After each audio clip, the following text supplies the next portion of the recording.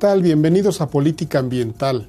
En el programa de hoy trataremos de analizar el peso y la confiabilidad que tienen los estudios de impacto ambiental, así como su importancia en el objetivo de detener el deterioro de los ecosistemas o la forma en que pueden ser también utilizados para justificar y fundar legalmente la depredación.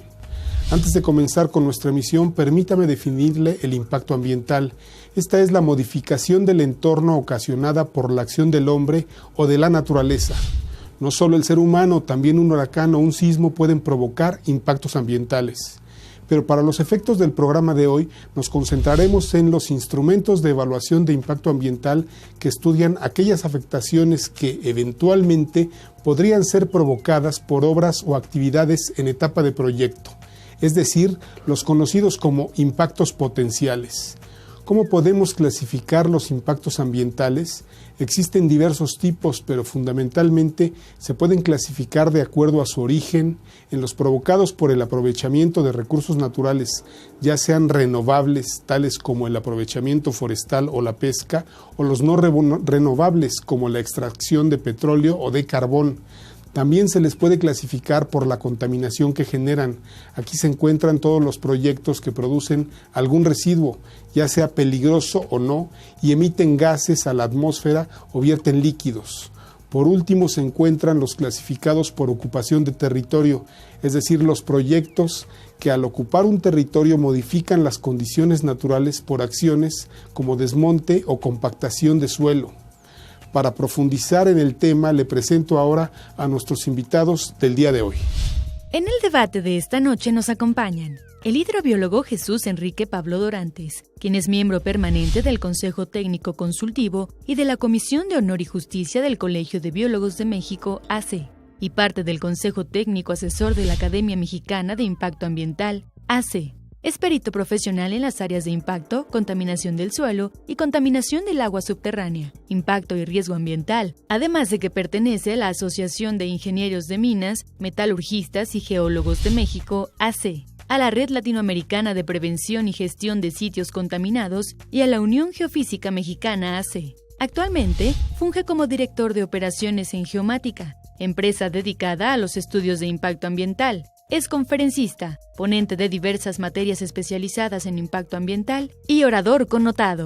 También está en el estudio el ingeniero arquitecto Víctor Maurilio López Díaz, gerente técnico de Masvict SADCB, certificado como director responsable de obra, corresponsable en diseño urbano y arquitectónico, corresponsable en instalaciones y perito en desarrollo urbano número PDU 0035. Es egresado de la Escuela Superior de Ingeniería y Arquitectura del Instituto Politécnico Nacional en 1961. Como profesionista, ha participado en diversos congresos nacionales y de la Unión Internacional de Arquitectos. Bienvenidos. Bueno, pues ya vio usted quienes nos acompañan. Bienvenidos, Enrique, Pablo. Gracias. Maurilio, muchísimas gracias por haber aceptado la invitación. No, al contrario, muchas ambiental. gracias. Y bueno, vamos a platicar de uno de los temas normativos, yo diría más complicados y de más peso en la materia, en el objetivo de la conservación del ambiente, no del medio ambiente, ¿verdad? Así es. El estudio de impacto ambiental. En alguna ocasión platicábamos, ¿no? Se le conoce como la madre de todas las autorizaciones. De ahí parte, de ahí inicia todo. Pues hoy todo proyecto de inversión, ¿no? En teoría debería ser así. Todo proyecto de infraestructura, de inversión en infraestructura. Así es. Y bueno, pues al amparo del estudio de impacto ambiental, que debería ser una garantía, entiendo yo, de que las cosas se harán como deben hacerse y no como le conviene a los intereses o a los inversionistas o a quien está buscando hacer simplemente un muy buen negocio. Pues se han cometido muchas tropelías en los últimos años, en las últimas décadas, diría yo. Hoy, a grado tal que ya hay una enorme suspicacia sobre lo que es un estudio de impacto ambiental, sobre el valor que puede tener, sobre el peso y el reconocimiento que se le puede dar, sobre la confiabilidad. Una primera impresión, Enrique, Pablo. Mira, básicamente este instrumento nace allá a principios de los 70. Sí. En un contexto en el que no era exigible para todo el mundo. Comenzamos con los cambios en la ley, y es más o menos hasta los principios de los 80s en donde ya las obras del gobierno empiezan a tener una cierta obligatoriedad. Sin embargo, es hasta 1988, con la publicación de la Ley General del Equilibrio Ecológico y Protección al Ambiente, cuando ya se constituye como tal el instrumento obligatorio y se establecen digamos que las atribuciones, qué proyectos le corresponden a la Federación. Estos están establecidos en el artículo 28 de la ley, y ya tenemos algunas actividades muy interesantes como las que mencionas: la actividad petrolera, la minería y las grandes presas hidráulicas. Que digamos son aquellos en los que es obligatorio el estudio de impacto ambiental a partir de ese momento a nivel federal, ¿no? Así es.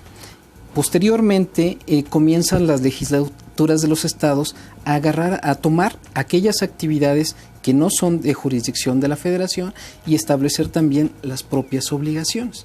Vamos a pensar el caso más típico, una carretera que es de orden estatal.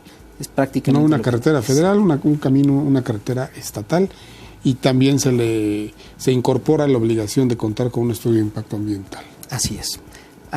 Digamos que las ventajas es cumplir con un mecanismo preventivo.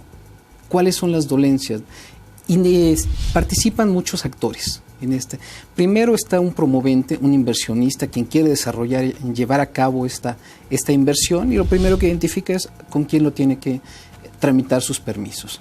Ellos tienen que desarrollar su proyecto, describirlo, y hasta ahí comienza, es el principio. Después participa un consultor que a últimas fechas, digamos que la década pasada, comenzamos a tener serios problemas. En un principio, en los 90s, se generaron algún tipo de registros. La autoridad federal manejaba un registro al que todo el mundo tenía que acudir, inscribirse, demostrar cierta capacidad, y solamente era un registro donde uno estaba inscrito. Todo el mundo que quería fungir como consultor. Así es. Para efectos de desarrollar un estudio de impacto ambiental, ¿a eso te refieres? Efectivamente. Las legislaturas de los estados comenzaron a repetir el esquema, y así se desarrollaron diversos había padrones. Padrón de consultores o padrones de consultores en materia ambiental. Tanto a nivel federal como en muchos de los estados. Eran dos categorías diferentes, dos padrones, o bueno, un padrón federal y varios padrones estatales. Una persona física, una persona moral podían estar inscritos en todos. Podrían estar en los dos, ¿no? Exactamente. Es hacia finales de los 90s cuando comenzamos a tener problemas. Cuando la maestra Julia Carabias era la secretaria de Medio Ambiente, empieza a impulsar a tratar de hacer un mecanismo para tener peritos que pudieran dictaminar esos estudios, elaborar esos estudios. Se entra una discusión, se invita a los colegios de profesionistas, donde el Colegio de Ingenieros Ambientales, el Colegio de Geólogos, el Colegio de Arquitectos, el Colegio de Biólogos también de México, empiezan a participar.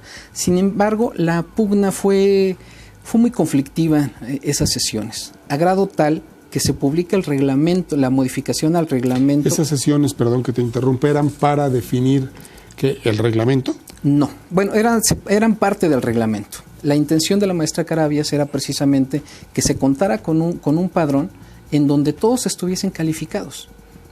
Solamente quienes pudieran elaborar los estudios estuviesen, digamos que los mejores propuestos precisamente por los colegios de los profesionistas. A ver, déjame interrumpirte y preguntarle, arquitecto Maurilio López, ¿se trataba de llevar entonces en ese momento la categoría de consultor a la de perito?